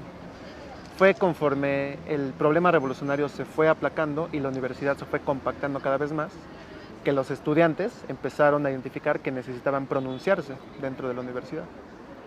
Entonces fue hasta 1929 que un movimiento estudiantil universitario importante pudo prender su mecha en la universidad. Pues las condiciones eran muy propicias para este tipo de insurrección o rebelión, ¿no? Acababa de suceder que Álvaro Obregón había obtenido de nuevo la presidencia y había sido asesinado por grupos cercanos a Plutarco Elías Calles, quien quería conservar el poder. Álvaro Obregón había sido elegido primero en 1924, después había dado el poder a Calles y él quería volver a ser presidente en 1928. Ahí es asesinado y pues el país entero se empieza a levantar por ese tipo de problemas que se suponía que la revolución había ya desarticulado, ¿no? El presidencialismo, todo el movimiento revolucionario había nacido para la no reelección, entonces esto era un escándalo, ¿no? Primero que Obregón quisiera conservarse en el poder y después que Calles lograra por otro tipo de medios también conservarse en el poder. Lo que logró Calles era muy inteligente y es no ser él mismo el presidente, pero ir poniendo una serie de figuras que fungían como presidentes cuando el verdadero poder lo tenía él. Este periodo es llamado y conocido por todos como el Maximato. Entonces, en el año 1929 acababa de suceder este problema con Álvaro Obregón y se había llamado a unas nuevas elecciones. Justamente durante todo el año 1929 estuvieron las elecciones en las cuales justamente participó José Vasconcelos, que fue un líder estudiantil. Fue un líder de los estudiantes, no fue un líder estudiantil ni de líder de los estudiantes, fue una figura que los cuerpos estudiantiles siguieron muchísimo. Con las medidas que tomó cuando él fue secretario de Educación Pública con Álvaro Obregón, se ganó un lugar muy importante dentro de los cuerpos académicos que lo apoyaban. Ellos, junto con los intelectuales, eran su principal fuerza de apoyo en las elecciones de 1929. Todo esto generaba como un espíritu de participación política, ¿no? Que no había sucedido antes y que era muy importante porque tenía a Vasconcelos muy cerca de la presidencia. Al mismo tiempo, justamente en la Escuela Nacional de Jurisprudencia empezó a suceder un problema. Las nuevas autoridades que entraron, incluido el nuevo director de la facultad, estaban muy descontentos por un espíritu de rebelión, un espíritu incluso un poco desobligado, así lo mencionaban ellos, de los estudiantes de jurisprudencia. querían, digamos, como cerrar las riendas y tenerlos un poco más controlados porque el ambiente estaba muy relajado, ¿no? Resulta que los estudiantes prácticamente no asistían a clases, estaban muy concentrados en sus tareas políticas y ante cualquier postura de los directivos que no les gustara, se lanzaban a la protesta. Digamos que desde el punto de vista del poder estaban como desatados, ¿no? Los estudiantes tenían sus propias perspectivas y ellos se estaban reconociendo como una fuerza política, y cuando eran nombrados como agitadores, como flojos, pues se ofendían muchísimo y más fuerte defendían sus posturas. Todo el problema se detonó ya concretamente porque la facultad, en la Escuela Nacional de Jurisprudencia, todavía no era la Facultad de Derecho, se decidieron tomar una serie de medidas que eran de este tipo. Realizar evaluaciones cada 3 meses para saber cómo iban de aprovechamiento los estudiantes. Esto que suena hasta cierto punto inocente, porque se supondría que un estudiante debería poder ser evaluado para comprobar sus conocimientos, en realidad por los estudiantes no fue visto como algo inocente y se sabía que había un motivo político detrás, que era mantenerlos controlados, mantenerlos atentos y principalmente asegurarse de su asistencia. A los directivos les tenía muy descontentos que hubiera tanto ausentismo en las aulas de la Escuela Nacional de Jurisprudencia. Para ellos no estaba bien que los estudiantes dejaran de ir a clases, pero no es como si hoy los estudiantes dejaran de hacerlo. En realidad, en aquellos tiempos, una carrera universitaria era muy difícil de sostener si aparte no podías ejercer tu profesión u otras profesiones. Entonces, los estudiantes se rebelaron contra esa medida de las evaluaciones y empezaron a luchar por que no se eliminara lo que entonces era un derecho para ellos, que era poder ausentarse de las clases. Era un derecho no poder venir a clases y pasar todo con exámenes, un solo examen al final del año. Entonces, las evaluaciones periódicas se volvieron como un motivo político contra la cual se manifestaron en contra. Como la Escuela Nacional de Jurisprudencia se encontraba en lo que hoy en día es San Ildefonso, compartía espacio con la preparatoria número 1, que en ese momento también vivía un momento político particular, porque la preparatoria había sido quitada al sistema de impartición de educación básica y lo había tomado la universidad. Y su duración había pasado de ser de 2 años, y al mismo tiempo en el cual los directivos impulsaron las reformas para que hubiera evaluaciones en la Facultad de Derecho, quisieron que la preparatoria durara ahora 3 años. Entonces los dos grupos académicos se unieron en sus protestas y dijeron que ni iba a durar 3 años, que la prepa tenía que regresar a la educación básica y que no iba a haber evaluaciones para los estudiantes de jurisprudencia. Este problema, que era muy local, empezó a encenderse por una cuestión geográfica muy particular, y es que en aquellos tiempos, en los 20s, la UNAM estaba regada como una serie de escuelas de altos estudios y todas estaban en el centro de la ciudad, en lo que era conocido como el barrio universitario, que era un espacio pues muy rico culturalmente, porque los estudiantes convivían con, digamos, estaban en comunión absoluta con el resto de la sociedad. Las escuelas estaban donde estaban también los comedores, los hospedajes de estudiantes, donde estaban las iglesias, la mismísima catedral, el Palacio Nacional.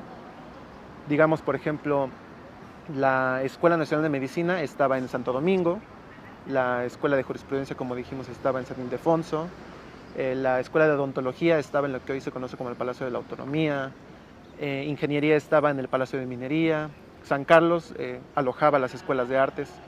Entonces, en el centro como que ebullía la juventud, ebullía el movimiento social de los estudiantes, ebullía también un poco el desparpajo. Ahí estaban los cabarets, los restaurantes, las cafeterías, las cantinas. Entonces, era muy fácil que un movimiento que surgía en un pequeño espacio, en un edificio, rápidamente se contaminara en todas las otras escuelas. Y justamente eso es lo que pasó. Ante estas protestas de los estudiantes de la Escuela Nacional de Jurisprudencia y de la Preparatoria 1, las autoridades no respondieron para nada bien. Dijeron, si esos estudiantes quieren defender el ausentismo, pues es muy sencillo.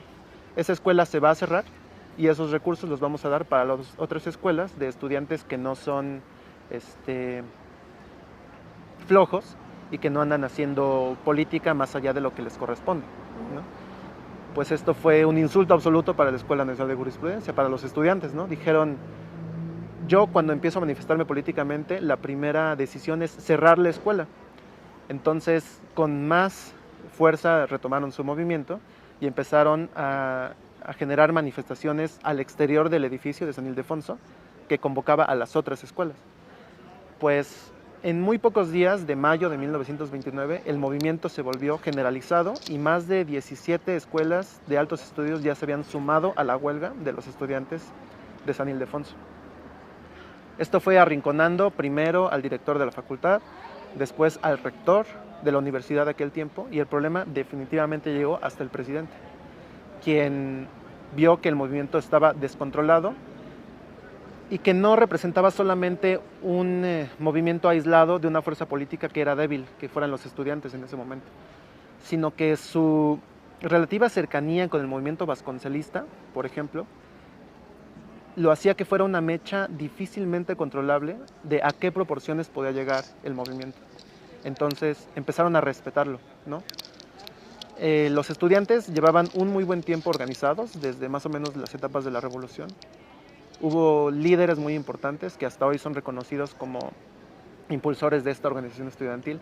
Uno de los nombres más famosos es el de Alejandro Gómez Arias, que fue un personaje muy carismático que guió el movimiento en muchas de sus partes. Como dato curioso, él fue novio de Frida Kahlo y después se volvió una persona institucional, como le sucede a muchos líderes, pero en su momento era una persona que supo coordinar y hablar de frente al poder, aún siendo muy joven, ¿no? El asunto es que el problema llega hasta la presidencia, todas estas escuelas están en huelga, el paro es continuo y hay un momento después de un zafarrancho que se produce en el centro, en el cual los estudiantes que se estaban manifestando son atacados por la policía, son atacados por los bomberos, les echaron agua de las pipas de los bomberos. Se cuenta que la gente del barrio apoyaba a los estudiantes y los defendían de los bomberos y de los policías, aventando cosas desde los balcones. Se armó como un zafarrancho en todo el centro. Después de ese día ya fue definitivo para las autoridades que tenían que tomar alguna medida. Entonces, el que tomó un poco las riendas de la situación fue el jefe del departamento del Distrito Federal, que sería como hoy el gobernador del Distrito Federal, de la Ciudad de México, quien vio cómo estaba más o menos el movimiento político y comenzó a pensar una idea que él creía que podía funcionar mucho. Entonces, en una noche, le envió un telegrama al mismísimo presidente con la siguiente información. Señor presidente, estos estudiantes están organizados, ya tienen un poder político fuerte detrás que los apoya y sus solicitudes, pues usted podrá valorar qué tanto o no vulneran las disposiciones de la dirección de la facultad, de la Escuela Nacional de Jurisprudencia. Pero hay un elemento que ellos han mencionado en pocas ocasiones y que creo que puede ser la solución. Si usted les concede la autonomía general, si usted concede la autonomía a la universidad, esta va a tener que entrar en un proceso de reestructuración económica, operativa, del espacio, del territorio, que va a consumir este movimiento político.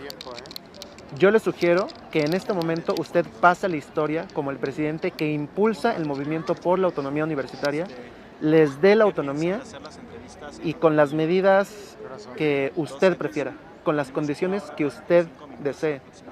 Ellos ni siquiera se imaginan que usted puede conceder la autonomía. Ellos creen que es una utopía demasiado lejana. Entonces, si usted lo hace, va a poder eliminar todos los problemas que ahorita están abiertos. Ellos van a entretenerse con los problemas operativos y probablemente encontrará un momento de descanso de este problema político. Pues resultó ser una medida muy inteligente. El presidente lanzó el decreto de la autonomía. Esto produjo una nueva ley orgánica que definitivamente les fue presentada a los líderes del movimiento.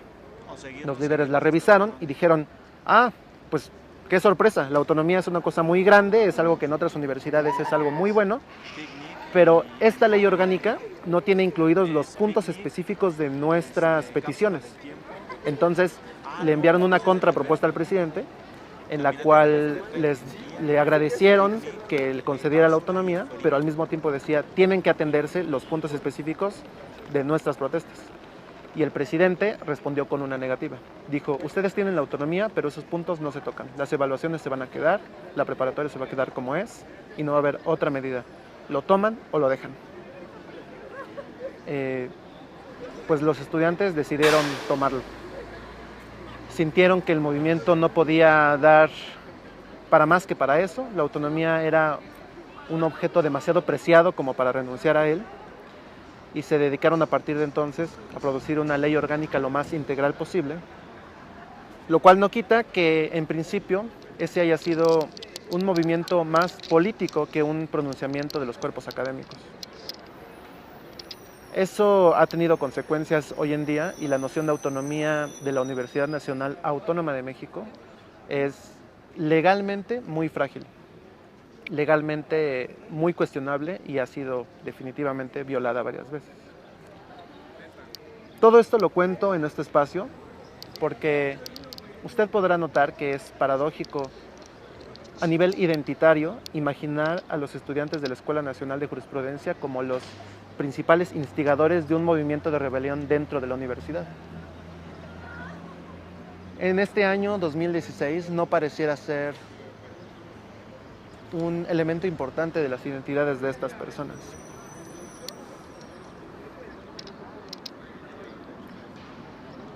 No sé, usted, por ejemplo, desde su ocupación, ¿a qué se dedica usted? Soy estudiante de teatro. ¿Usted generalmente suscribe los movimientos sociales? Sí. ¿Y usted cree que esto esté relacionado de alguna manera con su formación? No, más bien tiene que ver con la educación de mi familia. ¿Por qué es esto? ¿Cuáles son los rasgos de su formación que van en contra de los movimientos sociales? No, a favor de los movimientos sociales. Sí, lo entiendo. Digamos que usted dice que no es por la formación que pues usted... no es que vaya en contra, pero no se me incita o no se habla en la escuela de ellos. Bueno, quizá un punto en contra sea la cantidad de horas que estoy dentro de la escuela que no me permiten tener una relación estable con el exterior, ¿no? Con otras personas o con las noticias, etcétera. Entonces, por ejemplo, ir a una marcha se me haría imposible porque tengo clases hasta la noche, ¿no? De la mañana a la noche. Entonces, como que sí imposibilita como el contacto con la vida externa. Claro. Digamos que es un problema bastante parecido al de los estudiantes de la Escuela Nacional de Jurisprudencia, que ellos se pronunciaban porque políticamente es necesario que los estudiantes tengan derecho a ausentarse de las clases, por ejemplo, para participar en movimientos políticos. Es una cuestión muy controversial, porque siempre entra en cuestión, cuando hay un movimiento social, si hacer paro, ¿no? Si dejar las clases, si la mejor manera de protestar es dejar de estudiar para lanzarse al exterior a protestar. Y las escuelas se pronuncian de diferente manera. Por ejemplo, en esta ciudad universitaria, en Filosofía y Letras, casi siempre los paros triunfan. Es conocido que la Facultad de Derecho, en movimientos sociales más recientes, a este 2016, en algunos casos no ha participado y en unos casos ya demasiado graves, la votación ha sido muy cerrada, si participar o no participar del paro. Todo esto, de nuevo, creo que tiene que ver con rasgos identitarios, con cómo se definen las comunidades, qué es lo que consideran sus valores. En este sentido, en su escuela, ¿qué cree usted que defiende el hecho de que ante un movimiento social se privilegie la asistencia a clases antes que la participación en el exterior? Supongo que tiene que ver con una idea en la que el arte está como enclaustrado en una esfera, ¿no? Y que como es un oficio como alto, se tiene que trabajar y desde ahí comunicar y desde lo que se trabaja, ¿no? Desde el estudio y desde nuestra trinchera, ¿no? Trabajar para después poder trabajar en la técnica y para después poder salir al mundo, ¿no? Como un previo a ¿no? Como, pues sí, justo desde nuestro lugar, desde nuestra trinchera, poder salir. Creo que tiene que ver con eso, con pensar que hay que hay una serie de pasos, ¿no? A los cuales seguir y que como artistas primero tenemos que perfeccionarnos para después salir al mundo. ¿Usted cree que sea una consecuencia de esta versión oficialista de la autonomía? Es decir, que la autonomía no significa propiamente autodeterminación, como nos dice la palabra griega. Autonomía significa o proviene del término auto, que es uno mismo, y nomos, que significa norma, regla o principio. Entonces, la palabra junta significa libertad de acción, libertad de pensamiento, libertad de palabra. En definitiva, autodeterminación. Cuando la universidad medieval tuvo que defender su autonomía de la iglesia, recurrió a los príncipes para apoyarse. Cuando la universidad tuvo que defender su autonomía de los príncipes, recurrió al Estado democrático. Es la que sustenta su libertad, su autodeterminación. Cuando el Estado democrático entra en crisis, ¿en el cuerpo de quién es posible continuar una idea de la autonomía? Por ejemplo, con una noción como la que tenemos aquí de territorio, ¿no? Un territorio virtual. Usted es un personaje, yo aquí soy un holograma. ¿Quién puede ser autónomo en estas condiciones, ¿no?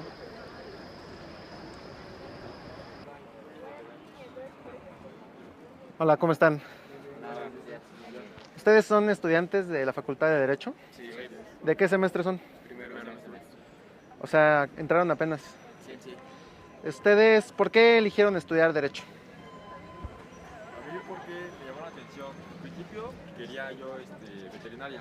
Pues después un maestro fue el que me impulsó para escoger Derecho, pues por su forma de enseñarme las cosas básicas. Por esa razón. Un maestro de la prepa. Sí. Ustedes ahora con el tiempo que llevan aquí en la facultad, ¿han podido más o menos reconocer cuál es el tipo de personas que estudian Derecho? Es decir, cuáles son sus intereses, qué cosas les importan. Digamos, forzando un poco la pregunta, ¿cómo se debe de ser para poder pasar bien por la facultad? No, pues el tipo de persona es muy variado. Aquí no hay algo, un tipo de persona en específico. Que hay, cada quien tiene diferente personalidad, pues no se puede, no puedes como encasillar. Y en base a eso, pues hay personas que realmente quieren cambiar el sistema de gobierno que tenemos, o hay otras que principalmente se pasan por el interés, que dicen que dejan buenas raíces y ya no es tanto como por hacer un cambio en nuestro país, sino ya hacer un cambio personal en el sentido de sacarle provecho, y ya no lo ven tanto como cambiar la estructura que tenemos, sino para beneficiarse en un sentido lucrativo. Okay. Nosotros sentimos que hay en la facultad como un orgullo muy fuerte de pertenecer a ella. La hemos recorrido un par de veces y arriba venden como souvenirs, como cosas que uno se puede poner, como plumas, como medallas de yo soy de la Facultad de Derecho. Creo por cosas tan importantes como que, no sé, presidentes han estudiado aquí, personas como muy importantes han estudiado aquí. Digamos que esto podría ser uno de los rasgos, ¿no? Como un orgullo de pertenecer a un lugar donde hay gente poderosa. Ah, claro, pero antes que nada, yo digo que el orgullo viene desde que entramos a la UNAM, porque sabiendo que es la Universidad Nacional Autónoma de México la mejor, pues ya tienes un orgullo, independiente de qué facultad estés. Ya nosotros nos identificamos, bueno, más bien tenemos un orgullo porque, como has dicho, ha pasado presidentes, ha pasado gente importante, y pues queremos dar un cambio, ¿no? Hay gente, como habían dicho mis queridos compañeros, que quieren dar un verdadero cambio y ayudar al país, y se puede realizar que hay gente que está luchando ya saliendo de aquí de la universidad y se puede reconocer todos sus méritos. En general, ¿sienten que la comunidad de aquí participa en movimientos sociales, en marchas, en protestas? Pues yo creo que no hay tanto como un sentimiento de estar participando, pero sí un interés. Tal vez no tanto en acciones, pero sí en conocer qué es lo que se está realizando. Por ejemplo, las marchas que se realizaron por los feminicidios. Hay un interés, pero no tanto una realización. Nosotros conocemos un antecedente, la Escuela Nacional de Jurisprudencia, que es un antecedente directo de esta facultad. Fueron principalmente sus estudiantes los que iniciaron una revuelta en 1929, que después de movimientos políticos condujo a lo que uno entiende históricamente como la concepción de la autonomía.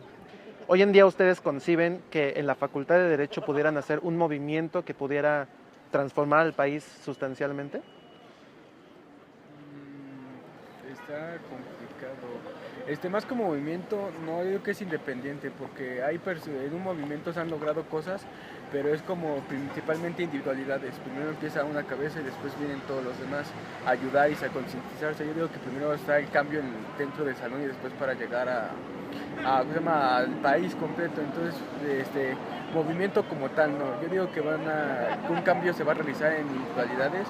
No sé, en la Cámara de Diputados va a haber alguien de la UNAM que va a estar compitiendo para hacer las cosas bien, en la Cámara de Senadores, movimientos, más bien no movimientos, sino en partidos políticos van a hacer así cambio, va a ser poco a poco, no tanto como movimiento, sino va a ser algo independiente que va a juntar a los demás para hacer un cambio.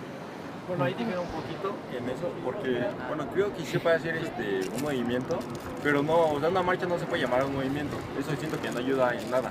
Hay otras maneras de no hacer tanto escándalo, con lo que se puede construir mejores fundamentos para la sociedad.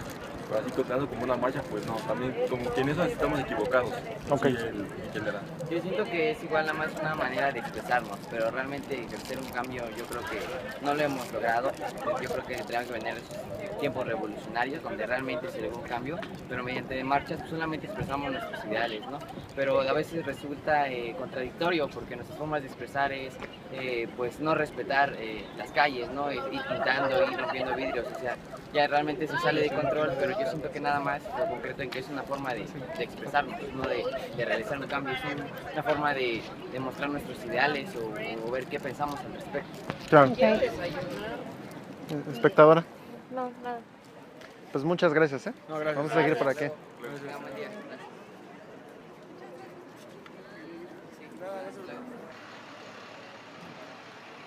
Hola, ¿cómo están? Hola, muy bien. ¿Bien? Sí, muchas gracias. ¿Ustedes son estudiantes de la Facultad de Derecho? Sí. ¿En qué semestre van? Primero. Ah, ¿y qué tal ha sido su experiencia en la facultad? Bastante bonita, sí. ¿Sí? Sí, todo está muy tranquilo. Qué bien. Nosotros venimos queriendo preguntarles sobre un asunto muy específico. Hemos realizado investigaciones y nosotros sabemos que hay un antecedente de la Facultad de Derecho, que es la Escuela Nacional de Jurisprudencia, la cual a principios del siglo pasado, en ella nació un movimiento estudiantil que finalmente condujo a lo que hoy entendemos como la autonomía universitaria, o sea, el hecho de que la Universidad Nacional sea autónoma, ¿no? ¿Ustedes en algún momento les han comentado en la facultad al respecto de este movimiento? No, hasta eso no. ¿No? No lo hemos tocado muy a fondo. Sí nos dieron la noción, ¿no? Que primero era la escuela de jurisprudencia y todo, fueron de las primeras carreras, por medicina y todo esto, pero no afondamos muy bien Ya. el tema. Ustedes, digamos, como personas que asisten a la Facultad de Derecho, ¿les parece bien que sea relacionado el estudiante de Derecho o el estudiante de Jurisprudencia con movimientos sociales?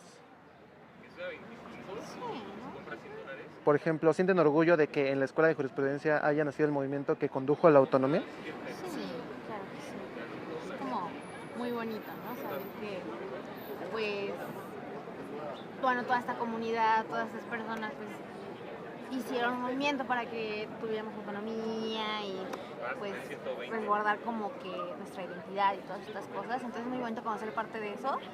Entonces yo creo que, no sé, eso es un orgullo muy bonito. No sé, ser parte de eso y poder seguir haciendo estos cambios o ayudar tan siquiera un poquito a nuestro país, a nuestra escuela, a nuestra identidad, eso es, no sé, muy bonito, me parece.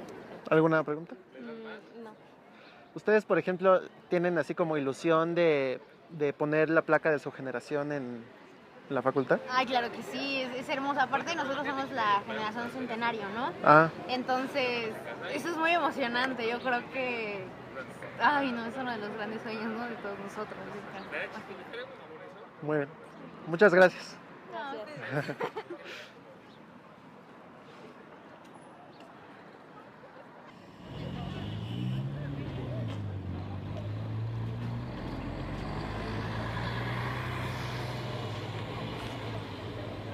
Pues ya pudo usted conocer un poco de la identidad de los actuales estudiantes de Derecho, ¿no?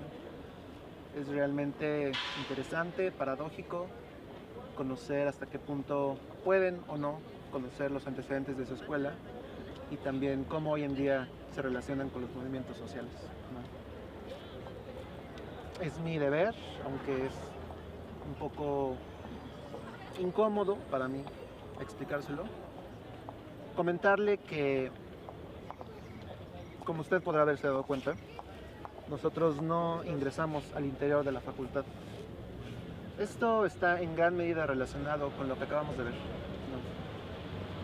Es un hecho que para los miembros de la Facultad de Derecho, representarse de cierta manera les es muy importante.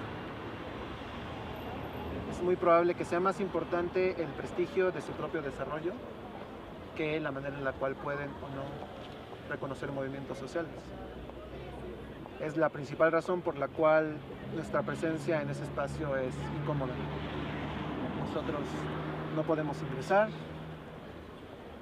podemos solamente verla por fuera.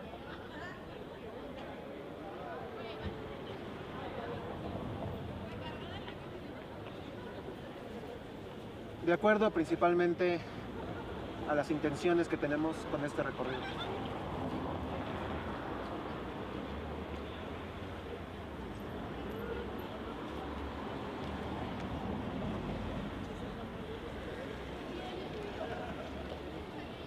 Aquí nuestra experiencia da un giro. Querido visitante de esta proyección espaciotemporal, es nuestro deber informarle que la señal de Google Turing ha sido satisfactoriamente interrumpida. Nosotros somos SIRF, Sistema de Interrupción de Recursos Virtuales. Venimos desde lejos para acabar con este recorrido, o por lo menos para modificarlo sustancialmente. Usted sabe, aunque nadie se ha detenido a proporcionarle detalles, que todo lo que ha escuchado hasta ahora sobre la universidad es mitad verdad y mitad mentira. ¿Cuál es mitad verdadera y cuál falsa? Nadie puede decírselo, solo su cuerpo lo sabe, cuando lo sintió, cuando sintió el peligro de la verdad, cuando sintió la verdad como un peligro que vale la pena enfrentar con el cuerpo, con este cuerpo, aunque sea virtual. Vamos a darle continuidad a ese miedo. Antes, una cuestión. Usted no solicitó tener una señal interrumpida, usted quería tener su turilla.